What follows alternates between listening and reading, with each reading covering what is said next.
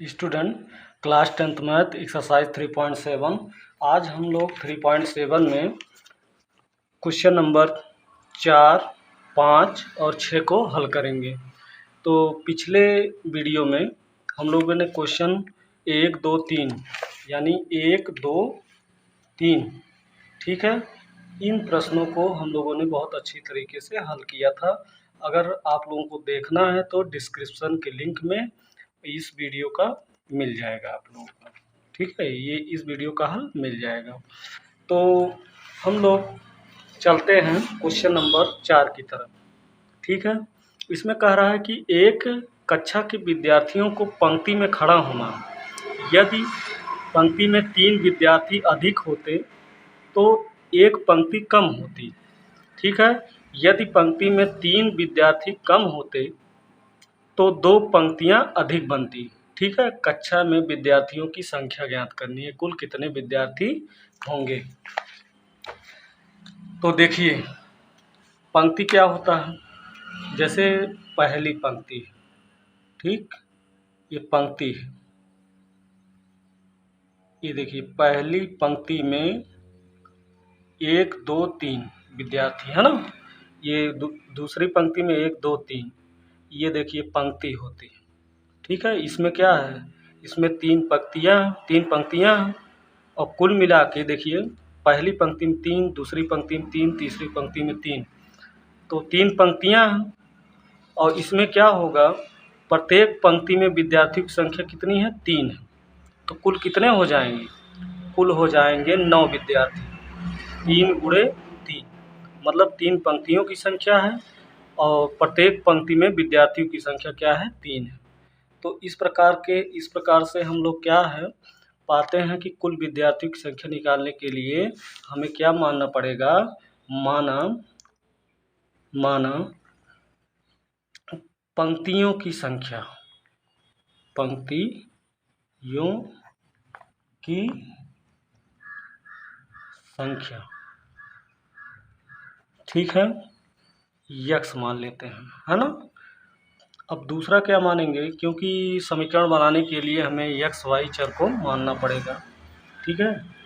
तो प्रत्येक पंक्ति में विद्यार्थियों की संख्या, प्रत्येक पंक्ति में विद्यार्थियों की संख्या, विद्यार्थियों की संख्या, ठीक है, इसको हम मान लेते हैं y, ठीक है।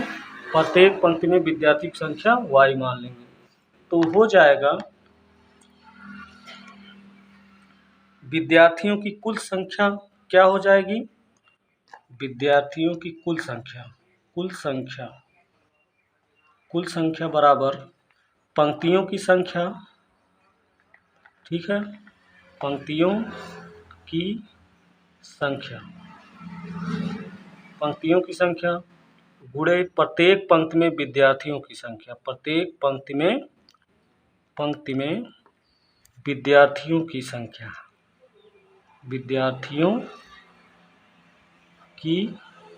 संख्या, ठीक है। ये होगा कुल, मतलब कि 3 पंक्ति हैं और प्रत्येक पंक्ति में 3 विद्यार्थी हैं, 3 पंक्ति हैं, है ना, 1, 2, 3। जैसे हम लोग प्रेयर करते हैं कि पहले लाइन में 3 विद्यार्थी हैं, ठीक, पहले पंक्ति में 3 विद्यार्थी, दूसरे पंक्ति में 3 विद्यार्थी, तीसरे पंक्ति में 3 विद्यार्थी। इस प्रकार से पंक्तियों की संख्या और गुणे प्रत्येक पंक्ति में विद्यार्थियों की संख्या हम लोग गुणा कर देंगे तो कुल संख्या हमें विद्यार्थियों की मिल जाएगी, है ना। तो इस प्रकार से प्रथम शर्त के अनुसार चलते हैं, प्रथम शर्तानुसार, ठीक है। प्रथम शर्तानुसार तो देखिए यहाँ लिखेंगे कुल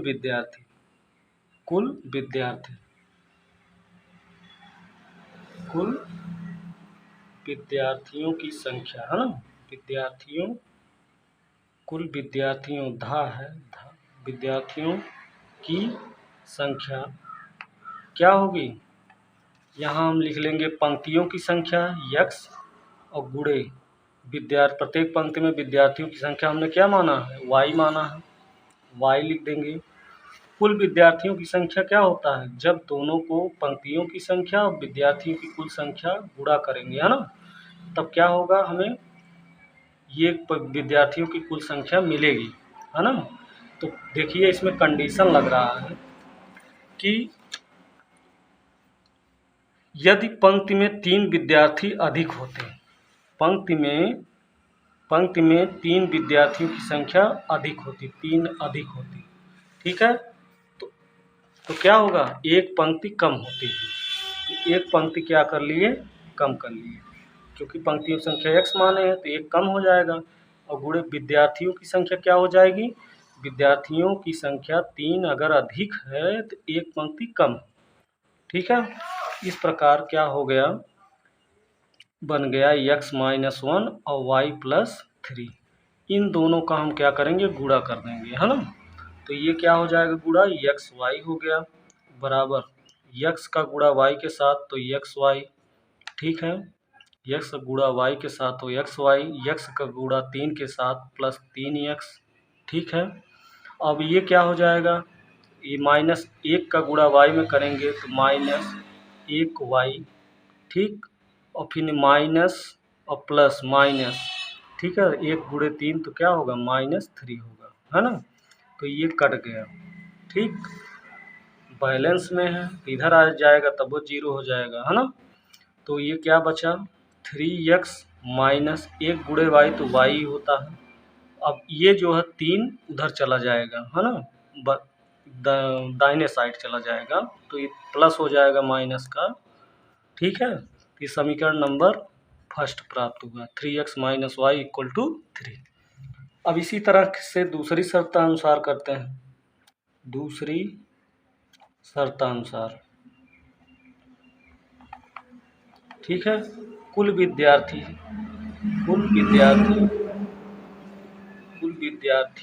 कह सकते हैं, विद्यार्थियों की संख्या बराबर क्या होगा, पंक्तियों की संख्या गुणे प्रत्येक क्या होगा, कुल विद्यार्थियों की संख्या, प्रत्येक पंक्ति में विद्यार्थियों की संख्या y होता है, तो ठीक है।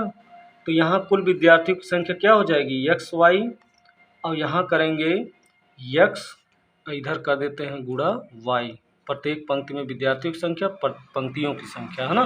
तो अब देखते हैं क्या हो रहा है दूसरे समीकरण में।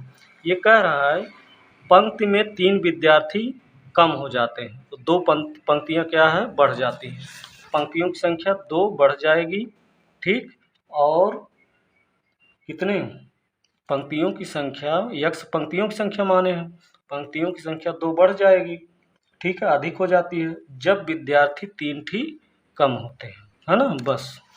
तो इसका xy हो गया, अब बराबर x का गुणा y के साथ क्या हो गया, xy, अब x का गुणा 3 के साथ -3x, अब प्लस लिखा है, प्लस लिखिए, 2 के गुणा y 2y, और 3 दूना 6 प्लस माइनस -6, ठीक है।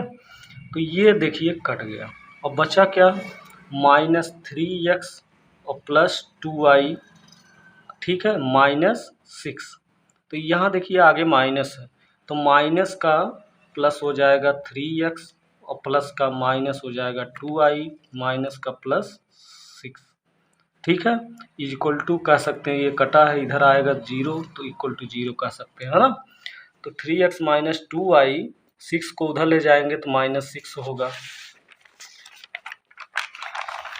क्या आया, 3x minus 2y, 3x minus 2y is equal to -6, समीकरण नंबर 2। समीकरण 1 और 2 को विलोपन विधि से हल कर लीजिए, समीकरण 1 व 2 को विलोपन विधि, विलोपन विधि से, ठीक है, समीकरण 1 2 को विलोपन विधि से। तो समीकरण 1 क्या है, 3x minus Y equal to 3, 3x minus Y equal to क्या है 3, और समीकरण 2 यहाँ मौजूद है, 3x minus 2y equal to -6, है ना। तो ये देखिए, ये तो चिन्हों में परिवर्तन कर देंगे, माइनस और माइनस का प्लस और माइनस का प्लस, ठीक है, ये तो हुआ कैंसिल। ठीक, अब यहाँ माइनस, यहाँ एक छुपा रहता है ना। ठीक है, तो ए माइनस एक प्लस दो कितना होता है, बराबर एक होता है। ठीक है, तो यहाँ y बराबर हो जाएगा 6 3 9, ये जोड़ने का चिन्ह है ना। 6 3 क्या हो गया 9, तो y बराबर क्या मिला 9। y क्या माने थे, y हम माने थे प्रत्येक पंक्ति में विद्यार्थियों की संख्या। प्रत्येक पंक्ति में विद्यार्थियों की संख्या क्या होगी 9 होगी। ठीक है, प्रत्येक पंक्ति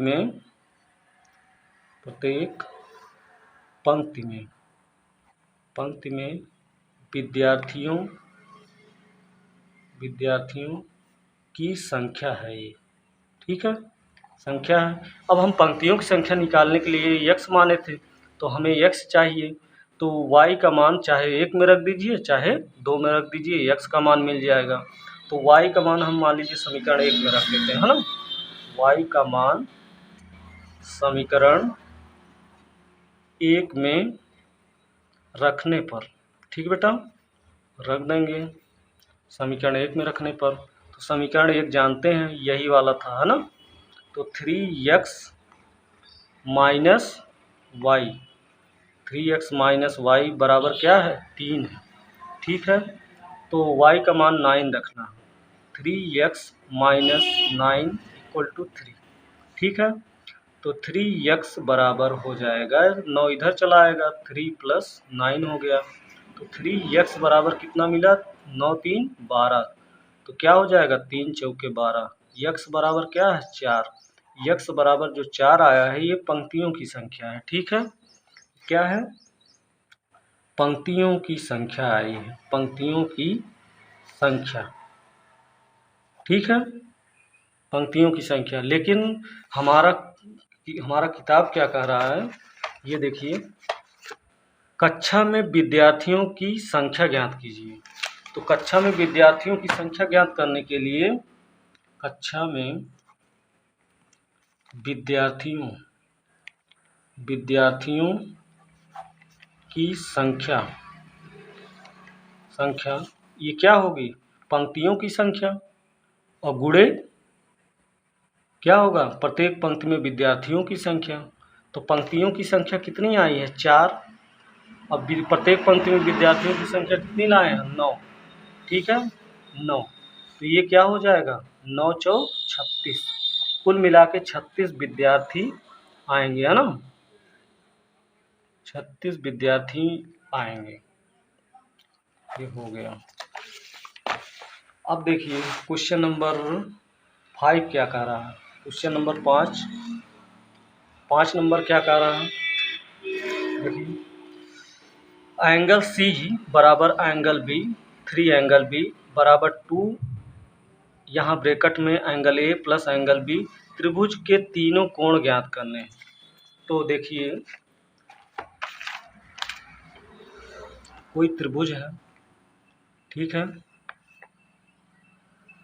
ये कंडीशन दे दिया गया है, ये मान लीजिए ए, ये बी और ये सी है ना। तो एंगल सी, यहाँ एंगल सी बराबर 3 दिया है और कहा है कि एंगल सी बराबर एंगल 3B। ठीक है, अब बराबर ये है इसके 2 angle A plus angle B bracket में। तो सबसे पहले इन दोनों को हम एक साथ ले लें, एक समीकरण बन जाएगा। ठीक है, 3 एंगल बी बराबर 2 एंगल ए ब्रैकेट खुलेगा प्लस 2 एंगल बी। ठीक है, ये बी जो है इसकी तरफ आएगा, क्योंकि ये क्या है समान, मतलब कि एंगल बी है तो एंगल बी है।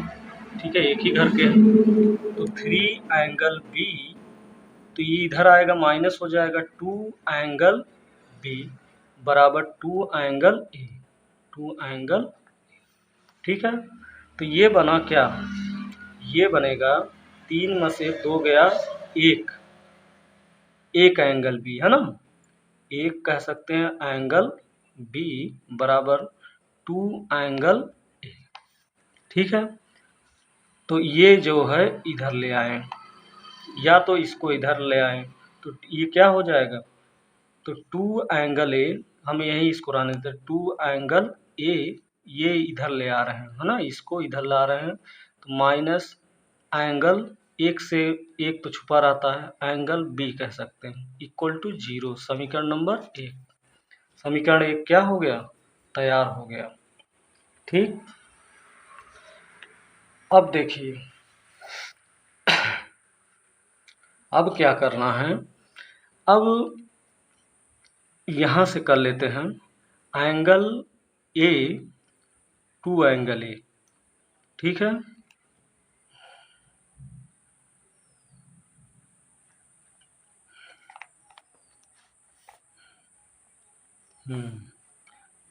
एंगल सी, अब इसको ले लेते हैं एक बार, एंगल सी बराबर 3b, है ना, एंगल सी बराबर 3b, तो ए बी,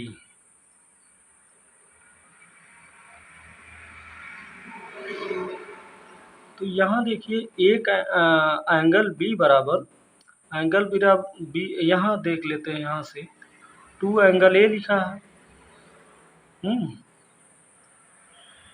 चलिए हम किसी त्रिभुज का तीनों कोणों का योगफल 180 अंश होता है, उससे देख लेते हैं। त्रिभुज के तीनों कोणों का योगफल, त्रिभुज के तीनों कोणों का, हम जानते ही हैं त्रिभुज के तीनों कोणों का योगफल, योगफल क्या होता है, 180 डिग्री होता है। ठीक है, तो यह एंगल ए प्लस एंगल, ये एंगल है, ठीक है, ये क्या होते हैं, एंगल होते हैं। ये त्रिभुज के तीनों कोणों का योगफल क्या होता है, 80, मतलब 60 है, 60 है, 60 है। तो एंगल बी और प्लस एंगल सी, ठीक है, angle C is equal to क्या होता है, 180 डिग्री होता है ना। ठीक है बेटा, 180 होता है। तो देखिए यहाँ ए बी से संबंध है, ए बी को ही हम रहने देते हैं, सी को बदल लेते हैं, है ना। सी बराबर देखिए क्या है, सी बराबर एंगल 3b, सी बराबर एंगल 3b, यहाँ 3b रखते हैं, है ना। तो angle A plus angle B और प्लस एंगल सी बराबर 3 एंगल बी हो जाएगा, है ना। तो बराबर 180 डिग्री। तो यहाँ क्या है देखिए, एंगल ए प्लस 3 एक, यहाँ एक एंगल है, यहाँ 3 है, 3 एक 4 एंगल बी हो जाएगा, इज इक्वल टू 180 डिग्री। ठीक है, अब देखिए एंगल, ठीक, ये हो गया समीकरण नंबर 1, क्या कह लिए, 2 कह लिए। ठीक है, अब समीकरण 1 2 को हम हल कर लेते हैं। समीकरण 1 व 2 से विलोपन विधि लगा देंगे। ठीक है, अब देखिए क्या होगा, 2 angle A minus angle B is equal to क्या होगा, 0, समीकरण 1। समीकरण 2 क्या है, एंगल ए और plus 4 angle B is equal to क्या, 180। तो यहाँ हम कह लेते हैं, इसमें देखिए अगर 4 को हटाना है, तो ये एंगल बी को हटाना है, तो यहाँ 4 से गुणा करना पड़ेगा, पूरे में क्या करना पड़ेगा, गुणा करना पड़ेगा 4 से। ठीक है, तो ये हो जाएगा क्या, ये हो जाएगा 4 दूना 8, 4 दूना 8 एंगल ए, पहले वाले में कर रहे हैं, और minus 4 angle B, minus 4 angle B is equal to 0 से 4 में गुणा करेंगे 0 ही आएगा। ठीक है, अब angle A plus 4 angle B बराबर क्या है, 180 है। अब देखिए माइनस कर लिए, यहाँ प्लस का माइनस, ठीक है, नहीं ये तो कट जाएगा, जुड़ ही जाएगा, है ना, ये तो कट जाएगा, प्लस माइनस है ही। ठीक है, अब यहाँ क्या हो जाएगा, जुड़ना है, तो यहाँ एक एंगल है 8 1 9, एंगल ए बराबर ये क्या होगा 180, तो ये क्या होगा एंगल ए बराबर क्या होगा 180/9, 9 दूनी 18, एंगल ए बराबर क्या मिल गया 20 डिग्री। ठीक है, पहली भुजा हमें मिल गई। ठीक है, अब एक का मान किसी भी समीकरण में रख दीजिए, एक का मान एंगल एक का मान समीकरण किस में रख दें, एक में रख दें, क्या हम एक में रख दे रहे हैं, है ना, एक में रखने पर ठीक है, angle 2 angle A minus angle B, 2 angle A minus angle B equal to 0, तो एंगल ए का मान रखना है, तो 2 गुणे यह हो जाएगा 20।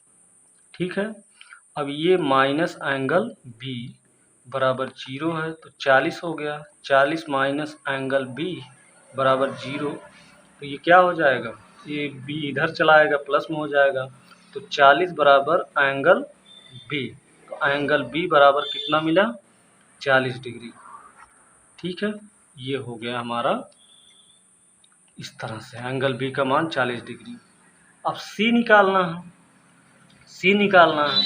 तो सी हम जानते हैं कि एंगल ए प्लस सी बराबर देख रहे हैं, तो ये देखिए ये किताब में दिया गया है, सी बराबर 3 एंगल बी होता है ना, सी बराबर 3 एंगल बी दिया है। ठीक है, तो सी का मान हमें नहीं मालूम है, एंगल सी बराबर एंगल 3 एंगल बी, है ना, सी बराबर 3 एंगल बी, सी बराबर 3 एंगल बी, है ना, तो हमें सी निकालना है, एंगल सी बराबर, तो एंगल बी का मान यहाँ रख देंगे, एंगल बी का मान, तो 3 गुणे एंगल बी का मान 40 है। ठीक, तो एंगल सी बराबर 4 तिहाई 12, 120 डिग्री, ये डिग्री डिग्री में लिखेंगे, है ना, क्योंकि एंगल क्या होता है इतने डिग्री का होता है। ठीक है, तो हम कैसे कंफर्म करें कि हमारा आंसर सही है ना, जब हम angle A plus angle B और प्लस एंगल सी रखेंगे, क्योंकि तीनों कोणों का क्या आ गया डिग्री आ गया, angle A 20 degree, angle B 40 degree, angle C कितना 120 डिग्री, तो जान रहे हैं कि angle A angle B angle C क्या होता है 180 होता है, देख रहे हैं जोड़ने पर 180 आना चाहिए, एंगल ए का मान 20 आया, एंगल बी का मान 40 आया, एंगल सी का मान कितना आया 120, 40 20 60 और प्लस 120, ठीक है, तो क्या आएगा 180 डिग्री आ रहा है, इसका मतलब ए बी सी के हमारे मान सही है। ठीक है, इस तरह से ये हो गया। ठीक है, ये क्वेश्चन हमारा हो गया। क्वेश्चन नंबर 6 देखिए,